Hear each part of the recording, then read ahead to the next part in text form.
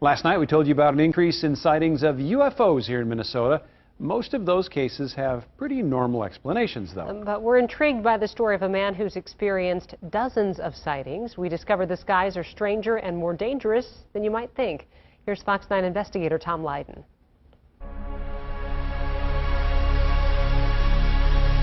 It's a beautiful, beautiful night. Had our windows open, and you can typically, hear the airplanes. A couple miles from Flying Cloud Airport, on a quiet suburban cul-de-sac in Eden Prairie, this man saw a light in the sky last May. Yeah. A curiosity that's become an obsession. I noticed something that I had never seen before, which was an object that appeared to be levitating at or near the airport. Fearing ridicule, he's asked us not to reveal his identity. What did you think it was at first? I had no idea. Yeah, it's coming right towards us here. Since that first encounter in May, there's been dozens of repeat performances, he told us. Bright objects in the western sky at around 500 feet, moving slowly and silently across the horizon at about 15 miles per hour. It will fly probably 500 feet above us to 1,000 feet. It's close. Often flying along the same flight path as Flying Cloud Airport, but always after 11 p.m. when the airport is closed. Yeah, now it's taking a little southerly direction here.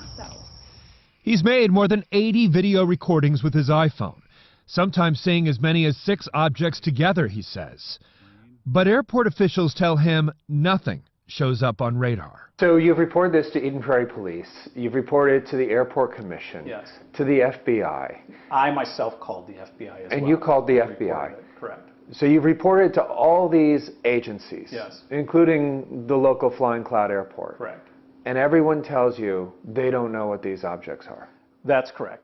So I have squads checking Homeward Hills Park. I have squads checking up by the sanitation company and our outdoor storage site along the Flying Cloud Drive, where a pilot would have a vantage point if it were a drone. I seldom ask this, but do you care to speculate about what it may be?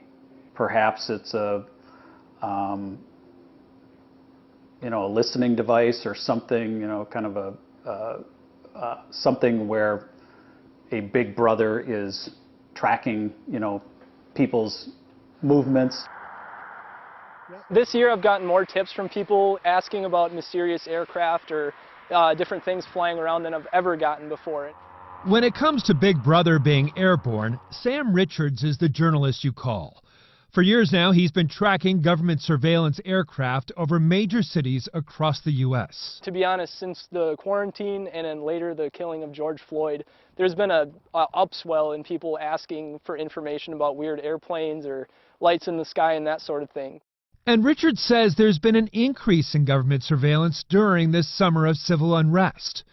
But in this case, looking at the fairly consistent flight patterns, he suspects what we're really looking at is a private drone operating after the tower closes at Flying Cloud Airport. If it was a government surveillance thing, you wouldn't expect it to be so routine.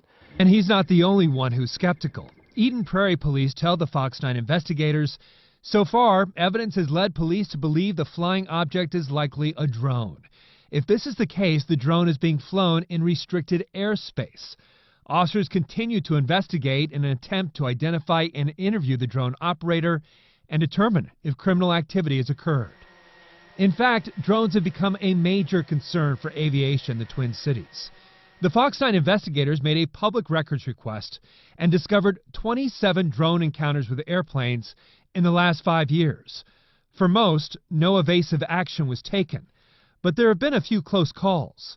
A United Express captain reported that 5 miles out on approach to MSP at 2,500 feet, a drone missed the aircraft by only 50 feet.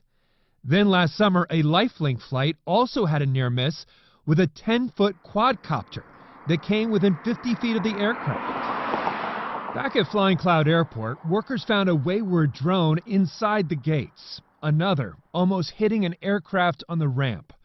Police traced that one down to a 15-year-old. The punishment left to his mother.